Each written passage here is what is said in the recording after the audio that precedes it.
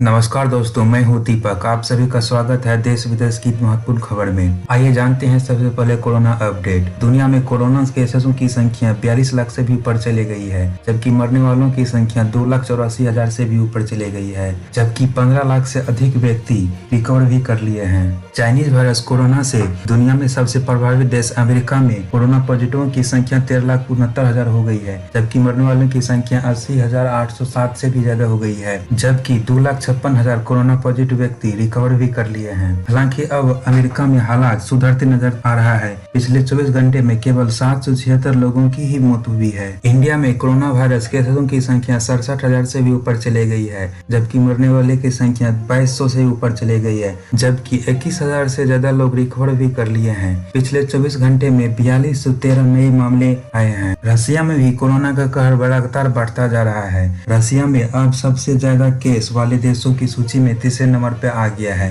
रसिया से आगे केवल स्पेन और यूएसए है। बढ़ते हैं अगली खबर के लिए। रसिया का फ्रेगेट एसबी स्पेस में ही टुकड़ों में बिखर गया। रूस का एक रॉकेट फ्रेगेट एसबी अंतरिक्ष में टुकड़ों टुकड़ों में होकर बिखर गया। उसके कुछ टुकड़े हिंद महासागर में गिरे, जिनकी अमेरिकी सेना ने तलाश कर रही है। वर्ष 2011 में रूस के अंतरिक्ष एजेंसी रॉसकोमोस ने इसके जरिए स्पेक्टर आर सैटेलाइट को लॉन्च किया था। इसके बाद ये रॉकेट स्पेस में ही चक्कर रहा था, लेकिन 2019 में इससे संपर्क पूरी तरह से टूट गया था। इसके बाद इसकी तलाश जारी थी। अब खबर चाइना से। कोविड-19 वायरस का केंद्र है वुहान में दोबारा संक्रमण का खतरा बढ़ गया है। चीन पर जानलेवा कोरोना वायरस का खतरा फिर से मंडराने लगा है। रविवार को देश में संक्रमण के 17 नए मामले सामने आए हैं। 10 केस यहाँ के घरेलू संक्रमण से जुड़े हैं, वहीं 7 मरीज विदेश से यहाँ आए हैं। घरेलू संक्रमण में 5 मरीज वायरस का केंद्र है वुहान के रहने वाले हैं। अगली खबर।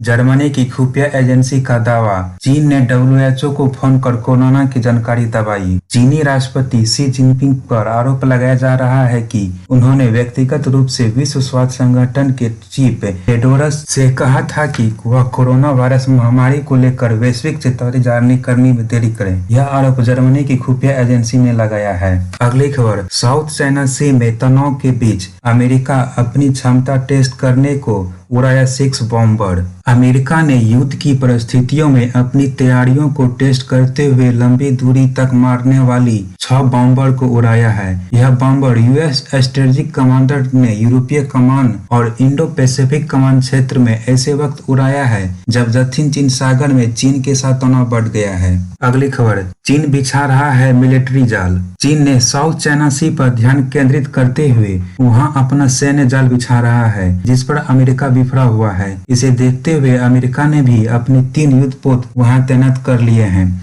चीन ने वहां मिलिट्री बेस तैयार कर रखा है। इसने बिग 3 कहे जाने वाले सूबी, मिसचिफ और फेरी क्रॉस रीफ आधारभूत रचना कर ली है। वहीं वुडी आइलैंड पर भी एयरफील्ड मौजूद है। वहां फाइटर जेट के साथ रेडार सिस्टम भी देखे जा सकते हैं। अगली खबर। भारत से 600 किलोमीटर दूर कृत्रिम द्वीप बना रहा है चीन। जब पूरी दुनिया कोरोना वायरस के खिलाफ लड़ाई लड़ रही है, इस दौरान चीन भारत से 684 किलोमीटर की दूरी पर एक कृत्रिम द्वीप का निर्माण कर रहा है। साउथ चाइना सी के तर्ज पर हिंद महासागर में नए द्वीप का निर्माण कर चीन सीधे तौर पर भारत के सामने अब सामरिक चुनौती पेश कर रहा है। अगली खबर। चीन बनाया स्टील्थ सुपरसोनिक बम वर्षक। दुनिया में बेहतर रक्षा खर्च करने वाला चीन इस साल के आखिर तक एक महाविनाशक फाइटर जेट को लॉन्च करने जा रहा है। इस ब्रह्मास्त्र का नाम है CN-20 सुपरसोनिक स्टील्थ बमवर्षक विमान। चीन ने जब इस बमवर्षक विमान के बारे में ऐलान किया है, तब से अमेरिका और भारत के रक्षा गलियारों में टेंशन बढ़ गई है। चीन का यह फाइटर जेट पूरे भारत और America, Guam naval base, Japan, Australia, Philippines को निशाने बनाने में सक्षम है। यह CN-20 बमवर्षक रेडार की पकड़ में भी नहीं आता। इस विमान के चीनी एयरफोर्स में शामिल होते ही चीन की मारक क्षमता दोगुना हो जाएगी। चीन के इस बमवर्षक विमान की मदद से 5300 मील तक मार सकेगी। चीनी विमान के दायरे में पूरा भारत, जापान, दक्षिण कोरिया, ऑस्ट्रेलिया और अमेरिका के कुछ इलाके आ जाएंगे। सियान S-20 के शामिल होते ही चीन, अमेरिका, रूस के उस विशिष्ट क्लब में शामिल हो जाएगा जो परमाणु बम से लैस मिसाइल हवा, जमीन और समुद्र से दागने में सक्षम है। इसके साथ ही चीन का न्यूक्लियर थ्रेट पूरा हो जाएगा। इस साल नवंबर में होने जा रहे हुआई एयर शो में इस बमवर्षक विमान को पेश करने जा रहा है। एक तरफ जहां दुनिया कोरोना महासंकट से जूझ रही है, वहीं चीन इस पर एयर शो के जरिए पूरे विश्व को यह दिखाने की कोशिश करेगा कि उसके ऊपर कोरोना का कोई खास असर नहीं पड़ा। अब खबर ईरान से। ईरान ने अपने ही जंगी जहाज पर दागी मिसाइल। गल्फ ऑफ ओमान में सैन्य अभ्यास के दौरान ईरान ने गलती से अपने ही एक जंगी जहाज पर मिसाइल दाग दी। इस हमले में 19 सैनिकों की मौत हो गई है, जबकि कई अन्य सैनिक घायल हो गए हैं। ईरानी सरकारी टीवी चैनल ने यह घटना की पुष्टि करते हुए बताया कि यह हादसा रविवार को तेहरान से दक्षिण पूर्व में जक्स बंदरगाह के पास हुआ। जिस जंगी जहाज पर मिसाइल गिरी वह हेंडीजन क्लास सपोर्ट शिप कोरानॉक थी। इस मामले में यह शिप पूरी तरह से बर्बाद हो गई। अब खबर पाकिस्तान से। अमेरिका चीन के कोल्ड वॉर में पीसेगा पाकिस्तान, तबाही की ओर बढ़ रहा अर्थव्यवस्था।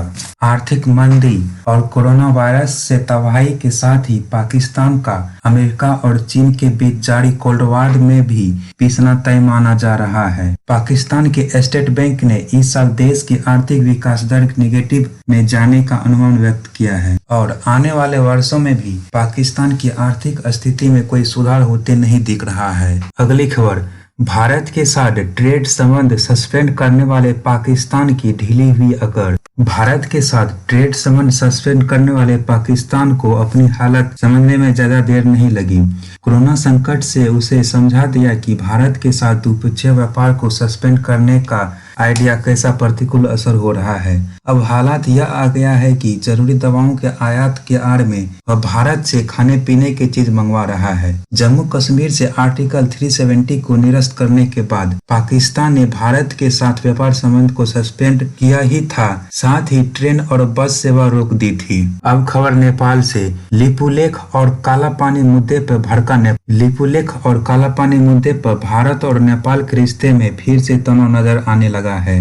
नेपाल ने भारत को चीन से जोड़ने वाली सड़क परियोजनाओं को लेकर कड़ी नाराजगी जताई है। वहीं काठमांडू में स्थित भारतीय दूतावास के सामने नेपाली लोगों ने जमकर विरोध प्रदर्शन किया। सोमवार को नेपाली विदेश मंत्रालय ने भारतीय राजदूत को तलब कर आधिकारिक विरोध ज्ञापन सौंपा। अब खबर भारत स्पेशल। भारत में अगले एक महीने में 1.5 लाख से ऊपर जा सकती है कोरोना संक्रमितों की संख्या। अगली खबर, राष्ट्रीय प्रौद्योगिकी दिवस के अवसर पर आयोजित ऑनलाइन समारोह को संबोधित करते हुए राजनाथ सिंह ने कहा कि भारत को सैन्य उपकरणों के निर्माण में निश्चित रूप से आत्मनिर्भर बनना पड़ेगा और सरकार इसके लिए एक नीतिगत ढांचा बनाकर घरेलू रक्षा उद्योग को समर्थन दे रही है। भारत ने 11 मई 1998 को पोखरण में परमाणु परीक्षण किया था। उसी दिन को याद करने के लिए हर साल 11 मई को राष्ट्रीय प्रौद्योगिकी दिवस मनाया जाता है। अगली खबर बिहार से।